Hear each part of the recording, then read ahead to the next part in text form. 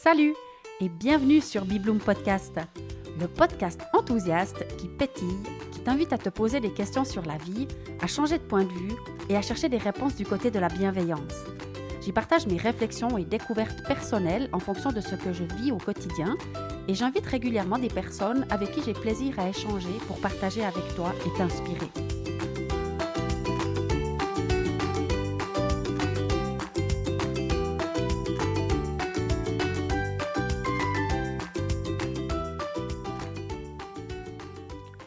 Pour célébrer ce 30e épisode, je t'amène avec moi dans mes réflexions en lien avec la spiritualité. Bon, aussi bizarre que ça puisse paraître, ça me fait sortir de ma zone de confort tout autant que le 20e épisode dans lequel je te parlais de sexualité. Bon, on se retrouve après le jingle et on en parle. À tout de suite!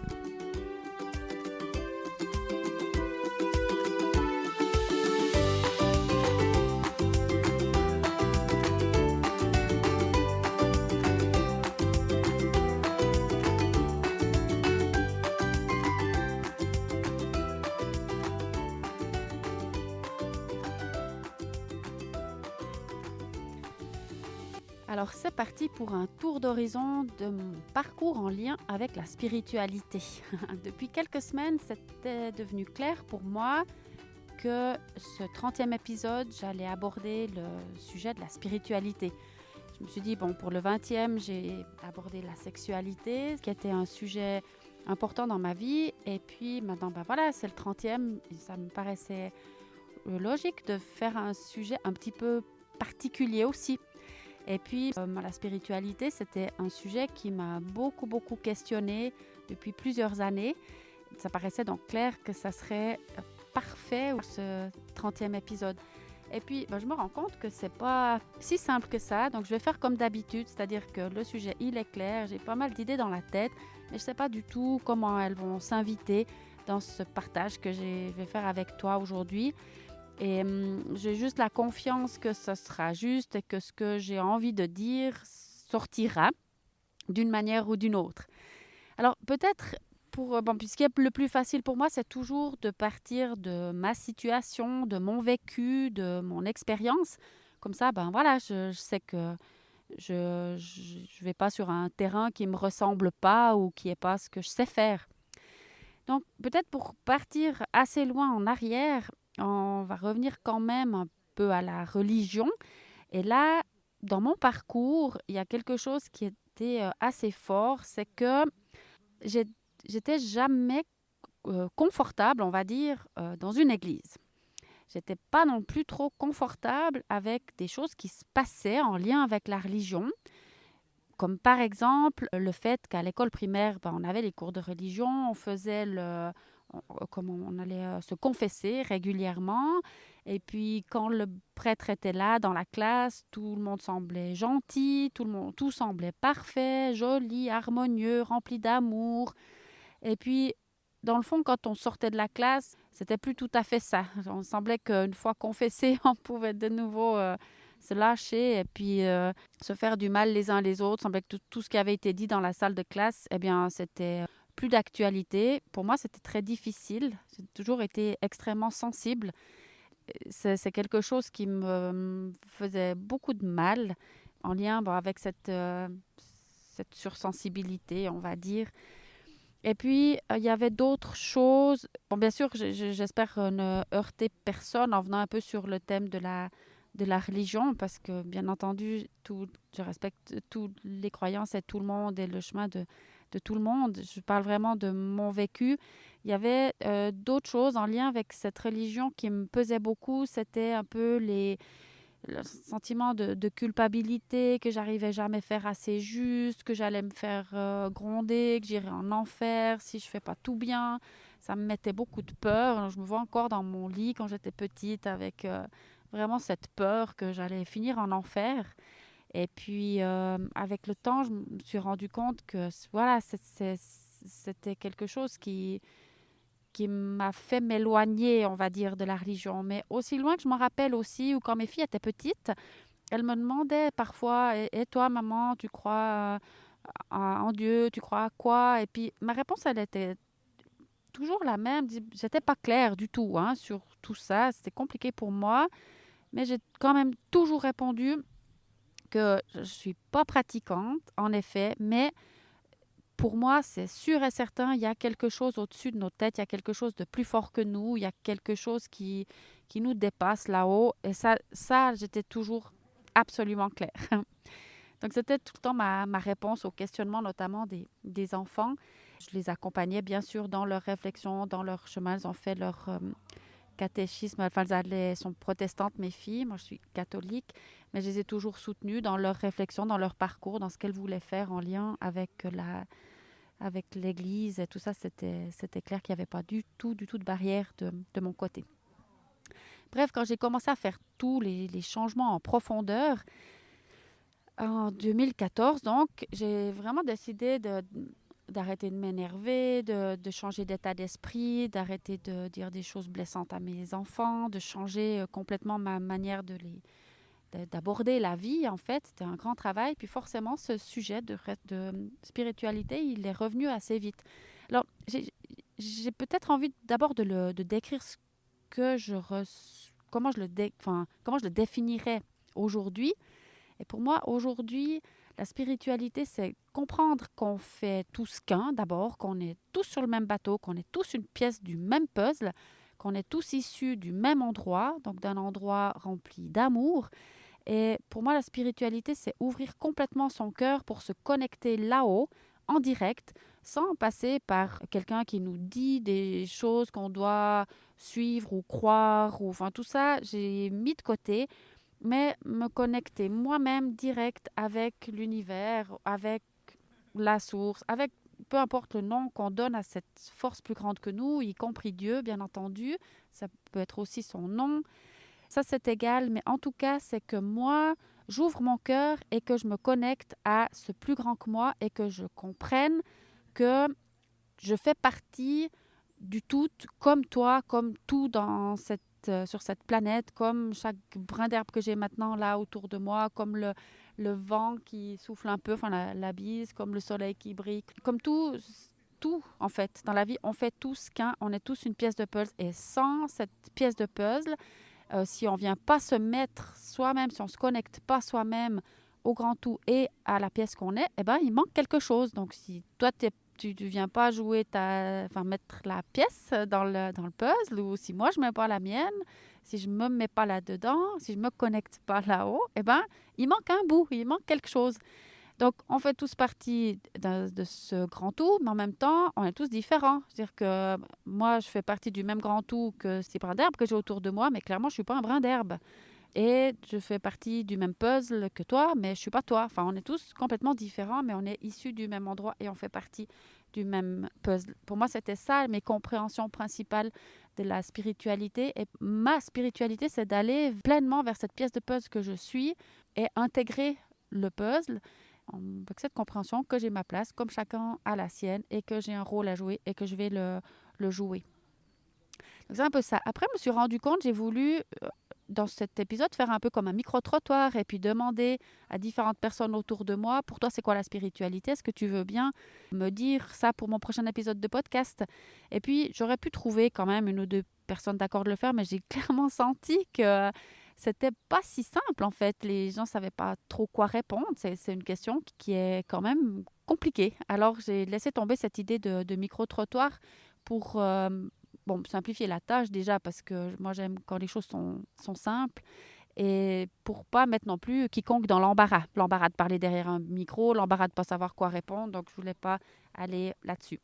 Par contre, j'ai quelques anecdotes que j'aimerais bien partager sur ce chemin que j'ai fait, que je fais encore, hein, que la spiritualité, du coup, c'est un chemin quotidien. Hein, c'est pas un jour on a l'interrupteur, pouf, on met on devient spirituel. Pas du tout. C'est un chemin qui s'exerce de jour en jour. Et puis, j'ai quelques anecdotes que j'aimerais partager. Puis, je sais pas encore comment ça va continuer. En tout cas, je me rappelle clairement je pense que c'était la toute première fois que j'ai fait une conférence. Puis au terme de la conférence, il y a une dame qui est venue vers moi et puis elle me dit ah ben toi, tu as la foi en tout cas, ça c'est clair. Puis moi qui étais clairement dans une... Pas où j'en suis aujourd'hui dans mes réflexions, mais plutôt dans cet état encore sensibilité par rapport à tout ce qui me rappelait la religion. Puis quand elle me dit, toi, t'as la foi, j'ai dit, alors là, bah non, quoi. Je comprenais pas pourquoi elle m'avait dit ça, en fait. Je dis, mais de quoi elle me parle? Ça n'a rien à voir avec mon sujet. Je n'avais pas du tout, encore une fois, la compréhension que j'ai aujourd'hui. Et puis, ça m'avait fait comme un... Je dis, mais qu'est-ce que ça vient faire là-dedans, quoi? Non, on n'est pas en train de parler de foi, on n'est pas à l'église ici. Mais c'était très joli, en fait, parce qu'elle avait...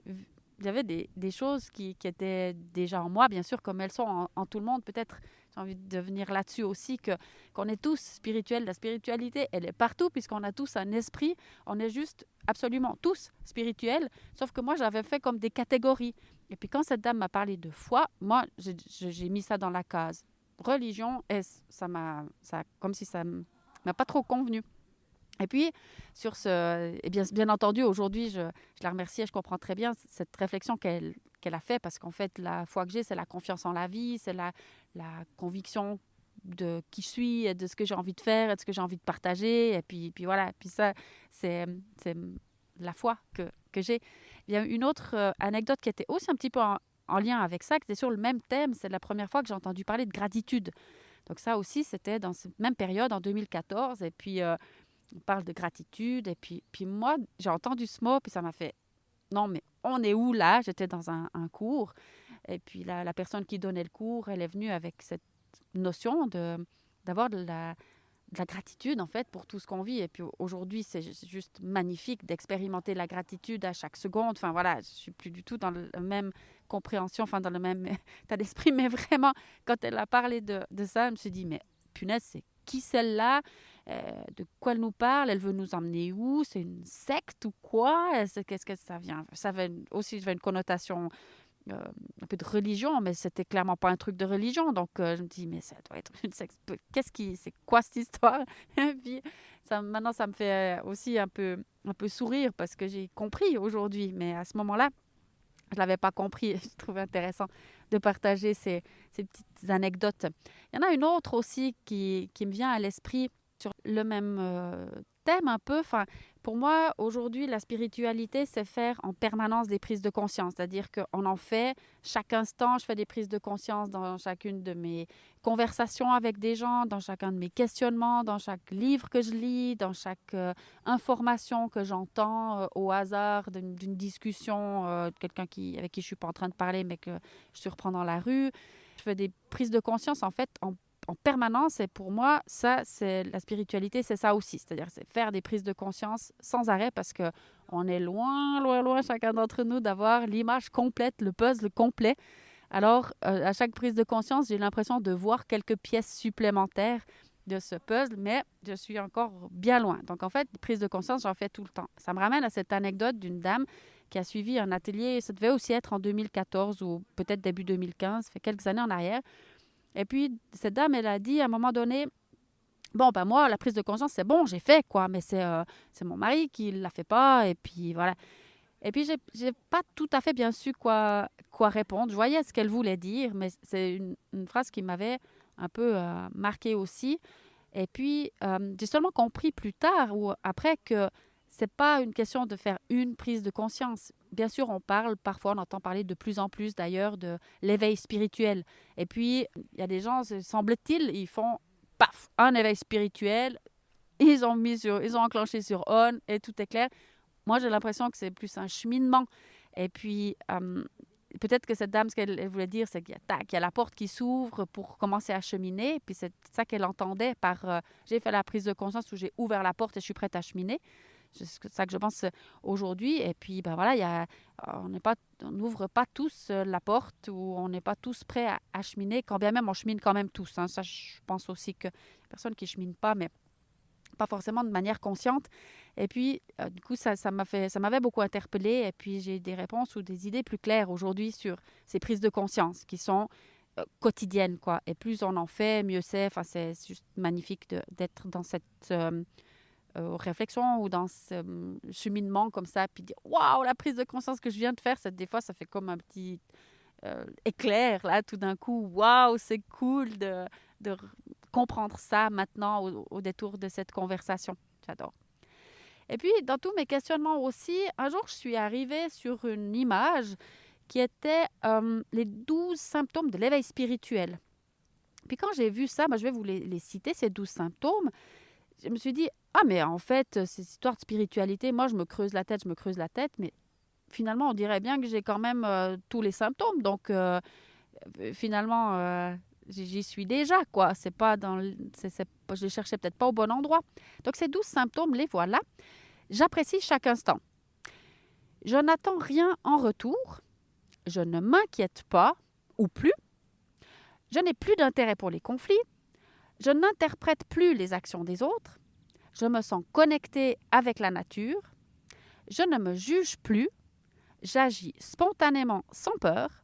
Je positive et j'apprécie. Je n'ai plus aucune envie de juger les autres. J'ai tendance à laisser les choses arriver. J'ai souvent envie de sourire. Il y a quelques années en arrière, quand je suis tombée sur cette image-là, je dis « Ah, waouh !» Eh bien alors, finalement, tout ce travail que j'ai initié en 2014, ça m'a amené là, en fait. Donc, ça m'a comme informé que voilà, en fait, la spiritualité, c'est le quotidien, c'est les actions qu'on fait à chaque instant, c'est s'émerveiller pour tout ce qu'on vit, c'est comprendre que la vie est un cadeau quoi qu'il arrive, c'est être 100% responsable de ses choix, de sa vie, de son bonheur, plus mettre la faute sur les autres, puis surtout expérimenter ça à chaque instant sur le terrain, quoi, dans le quotidien. C'est bien sûr, ça s'exerce, bien sûr, ça se pratique tout le temps, bien sûr, c'est pas un interrupteur une bonne fois pour toutes, on est dans la spiritualité. Mais en même temps, c'est pas compliqué, c'est pas des efforts à être à la messe tous les dimanches à 10h ou à 5h pour certains que je connais qui se reconnaîtront ici. C'est pas ça, en fait. C'est juste plus simple. C'est plus simple. Comme tout ce que je comprends de plus en plus dans la vie, c'est que c'est simple, quoi. Il n'y a pas besoin que ce soit compliqué. Et la spiritualité, c'est pas compliqué non plus. C'est juste être aligné avec ses pensées, ses paroles, ses actes, et qu'on pose des paroles, on dise des paroles, on pose des actes qui soient pour notre bien, pour notre propre bien et pour le bien de tout le monde. C'est-à-dire qu'on pose aucun acte qui soit défavorable à quelqu'un d'autre, qui contribue à faire évoluer tout le monde. Et ça passe par l'amour de soi aussi en priorité, cet amour inconditionnel envers soi-même. Et là, il y a vraiment du job. Je pense que je n'ai pas fini encore, mais ça fait vraiment un moment que je suis sur le coup de dire, mais quoi que je fasse, quoi que je dise, quelles que soient les difficultés que je traverse, quels que soient les actes que j'ai posés, il n'y a pas de juste, de faux. Tout est juste et je vais m'aimer même quand c'est pas parfait. Moi, j'ai cru à un moment donné aussi que c'était ça, la spiritualité. C'était faire le bien tout le temps. Mais ça veut dire porter un jugement. Si je veux faire le bien, ça veut dire que je juge les choses. Puis la spiritualité, c'est arrêter de juger. Ça veut dire que si je sais pas tout à fait bien ce que j'ai fait, je vais vraiment travailler à ne pas me juger. Mais qu'est-ce que je peux faire mieux la prochaine fois? Qu'est-ce que je peux faire pour retrouver ma joie? Qu'est-ce que je peux faire pour m'aimer quand bien même il semble que ce n'était pas tout à fait juste? Puis quand j'arrive à faire ça, ça m'aide à aimer aussi tous les autres autour de moi qui n'ont peut-être pas fait des choses qui étaient très agréables ou pas très agréables envers moi. Je vais les aimer quand même, ces gens-là. Parce qu'en fait, ce que j'ai compris aussi dans ce processus, c'est que chacun est à chaque instant à son plus haut niveau de conscience. Ça veut dire que on est tous spirituels. Là, il y a clairement, on vient tous du même endroit, on est tous nés de l'amour, on est tous baignés dans l'amour, mais on n'en a pas tous conscience. Ça veut dire que si quelqu'un pose des actes qui ne sont pas trop agréables à un certain moment, que ce soit envers moi ou envers quelqu'un d'autre, les actes qui sont posés, peu importe par qui, eh bien, ils sont toujours justes et la personne qui les fait ne peut pas faire mieux à cet instant-là. Et ça, je trouve que c'est une aide très, très précieuse. Ça veut dire que les compréhensions que j'ai faites aussi sur ce chemin, c'est qu'à un moment donné, j'ai choisi de plus rester à l'état d'esprit, mais de m'incarner sur cette planète, de venir vivre une expérience terrestre ici. Et j'ai choisi les expériences que j'allais vivre pour me faire évoluer. Donc, à partir du moment où j'ai choisi tout ça d'une manière inconsciente, quand je vis des expériences, je comprends aussi que c'est pour mon bien, c'est pour me faire évoluer, quand bien même l'expérience est peut-être lourde à porter ou est peut-être semble peut-être comme un cadeau mal emballé. Mais c'est mes choix et je peux toujours décider de comment je vais réagir face à cette situation-là. Et ça, la balle est toujours dans mon camp pour ça. Donc, c'est des compréhensions qui m'aident vraiment à chaque instant dans mon quotidien. C'est un peu magique, en tout cas. C'est ça que j'appellerais aujourd'hui la foi ou la confiance que j'ai en la vie. Et puis, maintenant, j'aimerais venir un petit peu sur pourquoi cet épisode, il me fait sortir de ma zone de confort. Maintenant, je suis bien dedans, je suis confortable, la machine est lancée, ça sort tout seul, c'est bien. Mais pourquoi c'était un peu comme une sortie de zone de confort? Parce que depuis un certain temps, je sens monter en moi, je sens tout cet aspect spirituel qui vient. Ah non, je vais encore raconter une autre anecdote sur le chemin. En fait, avant de revenir là, j'espère que j'y penserai, que je reviendrai sur cette histoire de sortie de zone de confort. Mais il y a une autre anecdote qui a été assez puissante. C'est qu'il y a 2 ans en arrière, j'étais allée me balader avec des amis. Puis à un moment donné, une personne qui était avec moi me dit, il y avait un arbre 200 mètres devant nous, un bel arbre magnifique au milieu d'un champ, assez loin en bas du champ. Et il me dit, qu'est-ce qui te dit cet arbre? Et moi, je le regarde, je dis, attends, qu'est-ce qu'il me dit cet arbre? Rien du tout. Et puis il me dit, mais tu n'entends pas l'arbre, tu parles pas avec les arbres. Je dis, non, je parle pas avec les arbres, je sais pas faire ça. Il me dit, mais bien sûr que tu sais parler avec les arbres, qu'est-ce qu'il te dit? Puis moi, je me suis dit, mais en plus, c'était la première fois que je rencontrais cette personne qui est devenue un ami très proche, mais c'était notre première rencontre par une intermédiaire d'une autre amie, très proche aussi. Et puis là, d'un coup, je me suis dit, bon, allez, lâche. Qu'est-ce que ça t'inspire? Tu ne comprends pas peut-être ce qui te dit cet arbre, mais qu'est-ce qui t'inspire? Et moi, j'ai couru à travers le pré, mais vraiment à fond la gomme pour aller me jeter dans les bras de cet arbre. Et puis, je me suis assise par terre contre le tronc. Et là, j'ai pleuré, pleuré, pleuré, pleuré. Je ne sais pas ce qui s'est passé. C'était très, très fort. Il y a beaucoup, beaucoup d'émotions qui sont sorties de ce contact avec cet arbre. Et puis, quand j'ai ouvert les yeux, il y avait 2 biches en face de moi. Et c'était « Oh, waouh !» Et mes amis, eux, ils étaient restés un peu derrière. Je me suis dit « Oh là, qu'est-ce que j'ai vécu là ?» C'était un truc assez fou. Et puis, à partir de là, j'ai vraiment senti une connexion complètement différente à tout ce que j'ai autour de moi, particulièrement dans la nature. Ça a comme débloqué quelque chose. J'avais une autre anecdote avec un arbre parce que dans cette même période, j'avais suivi un soin auprès d'une énergéticienne. Et puis, cette fille, on a tout le temps besoin, à un moment ou à un autre. En tout cas, moi, j'ai régulièrement besoin de trouver un peu de réponse auprès de personnes qui sont plus avancées que moi sur un certain chemin. Et puis, je me suis donc dirigée vers cette personne. Puis, à la fin du soin, elle me dit qu'il y a un arbre qui m'attend. Clairement, il y a un arbre qui m'attend quelque part. Il faut que je le trouve. Et que je me connecte à lui parce que ça fait très longtemps qu'il m'attend et c'est pas un arbre qui a envie que je l'embrasse, c'est un arbre qui a envie que je m'installe dans ses racines et qu'il m'embrasse, et qu'il puisse me prendre dans ses bras, en quelque sorte. Et puis, là aussi, à ce moment-là, quand elle me dit ça, j'étais là, ouais, bon, j'étais pas ma conscience n'était pas ouverte, j'arrivais pas trop à me connecter à ça. J'ai mis l'information un petit peu de côté un certain temps jusqu'au jour où j'ai pris ça en charge et puis je me suis dit, bon, maintenant je vais aller le trouver cet arbre, je vais le chercher, c'est cet arbre qui attend pour me prendre dans ses bras. Et puis après quelques balades, je l'ai trouvé et maintenant on est potes et c'est super. Mais du coup, je reviens à ce qui me faisait sortir de ma zone de confort parce que imaginez un peu, ça fait plusieurs années maintenant que je suis sur ce chemin, puis que c'est tout de plus en plus clair pour moi. Mais je n'osais pas trop en parler parce que je me disais, mais on va vraiment me prendre pour qui, quoi? On va me prendre pour une perchée, quoi. Elle est où celle-là avec ces notions-là? Puis il me semblait que par rapport à mon travail, par rapport à ce que je fais, c'était comme si l'aspect spirituel, c'était une partie intime de moi. C'était pas quelque chose forcément à partager où il fallait juste que je m'assure de qui j'ai en face de moi, si je peux partager ou pas.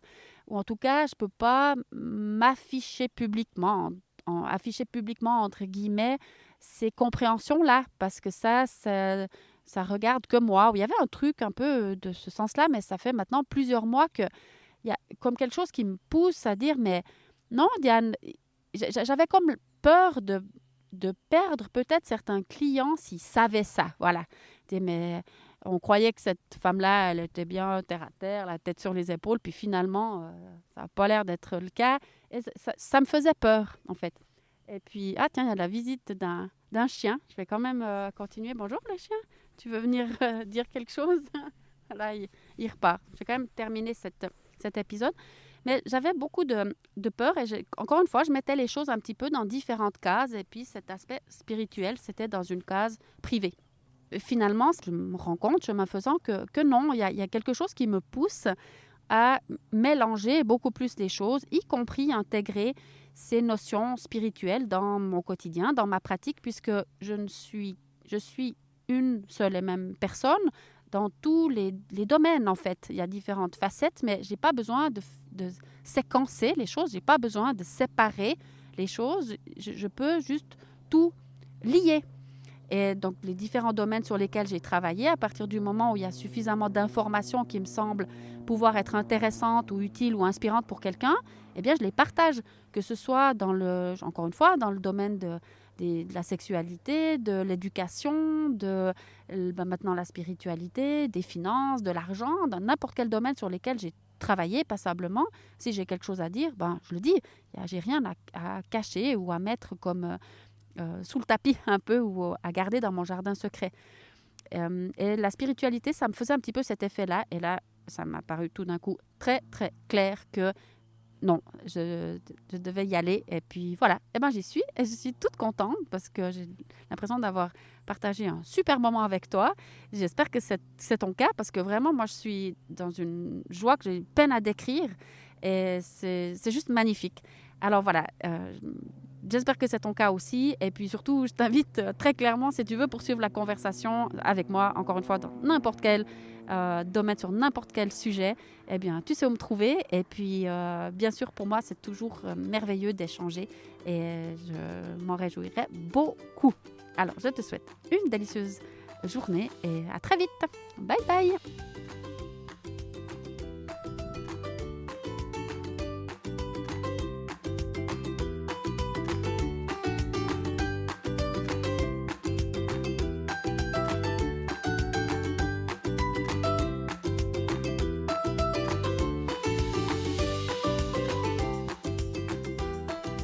Et je suis à ta disposition pour poursuivre la conversation sous forme d'entretien d'enthousiasme sur n'importe quel sujet qui t'intéresse. Retrouve mes coordonnées et mon actualité sur bibloom.ch, BEBLOOM.ch. À bientôt!